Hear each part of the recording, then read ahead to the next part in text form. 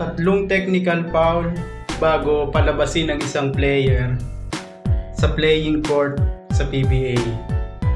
Tingnan nyo itong bagong rules ng PBA mga Lodi. Ano ba sa tingin nyo? Maganda ba ang magiging epekto nito? Makakatulong ba to ng malaki sa liga? Makakapagbigay ba to ng mataas na viewership or mga audience na mga manunood sa PBA dadami ba dahil dito?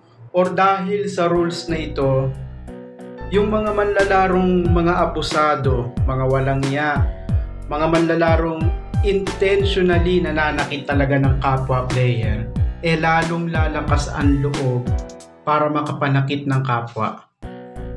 Pabor ba ito kina Calvin Abueva, kina Bo Belga, kina Poy Era? Gaya po nito ngayon sa laro po ni Cliff Hodge, dalawang player na ang na-injury niya. I think it is intentional. Yung una kay Kit Jimenez, tinamaan ng siko.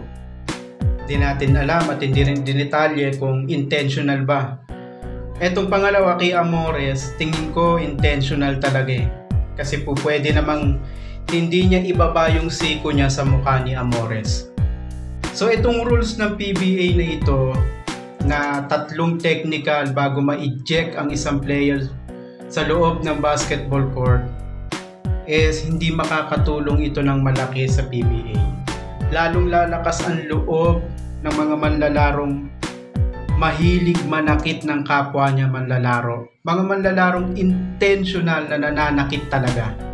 Yung sinasabi po ni Jaworski po, no, na kung ayaw mong masaktan, maglaro ka ng chess. Tama naman po yun eh.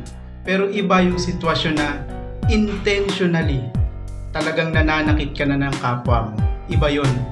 Yung nananakit ka na intentionally. Hindi basketball ang dapat sinalihan mo. Dapat MMA o di kaya URCC.